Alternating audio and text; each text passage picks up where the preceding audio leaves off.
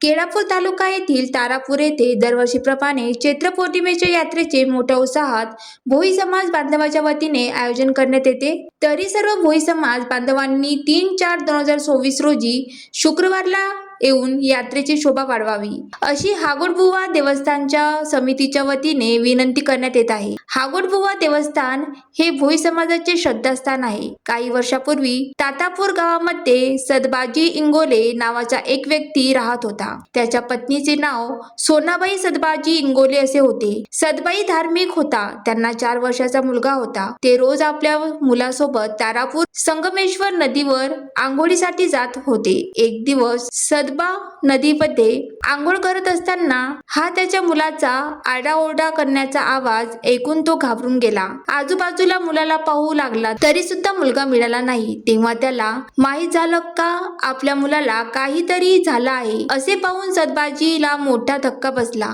व सदबाला मुलाला पाहता पाहता रात्र झाली। घरी सदबाच्या बायकोला चिंता वाटत होती का माझा नवरा मुलगा रात्र झाली पण अजूनपर्यंत घरी आले नाही। खूप रात्र झाल्यामुळे सोनाबाई कुठेही जाऊ शकली नाही। रात्री सोनाबाईला स्वप्न पडले, आई मी नदीवर आंघोळ करत असताना माझ्यावर वाघाने हल्ला केला आणि माझा मृत्यू झाला।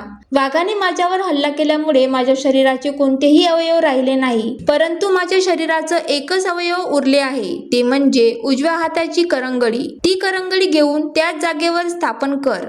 तसेच तेच स्वप्न आजूबाजूच्या गावातील लोकांना सुद्धा पडले असताना लोकांनी त्या जागेवर जाऊन चौकशी केली व खरोखरच त्याच ठिकाणी त्या मुलाची करंगडी पडलेली होती। सर्व भोई समाजातील बांधवांनी त्या ठिकाणी त्याची हागोडबुवा नाव देऊन स्थापना केली। तेव्हापासून चैत्र पौर्णिमेच्या दिवशी त्याच्या लग्नानिमित्त 1 दिवसाची यात्रा भरवण्याचे भोई समाज बांधवांनी ठरवले। अनेक वर्षापासून आजही त्या ठिकाणी चैत्र पौर्णिमेच्या दिवशी मोठ्या प्रमाणात यात्रा भरत असते, असे हागोडबुवा देवस्थानचे पारशिवे सदस्य लक्ष्मण शिवरकर, सदस्य रमेश शिवरकर, सदस्य शेखर नात्रे, सदस्य प्रकाश पारशिवे, सदस्य गोपाल नात्रे, सदस्य बंडूजी नात्रे, सदस्य रमेश शिवरकर, सदस्य अर्जुन कुरकुले, संजय नात्रे, काशीनाथ पारशिवे, चंद्रकांत कामतवार, सुरेश कुर्लुके, संतोष मांढरे, गजानन शिवरकर आदींनी सर्व भोई समाज बांधवांनी मोठ्या संख्येने उपस्थित राहून यात्रेची शोभा वाढवावी असे आवाहन समितीच्या वतीने करण्यात येत आहे।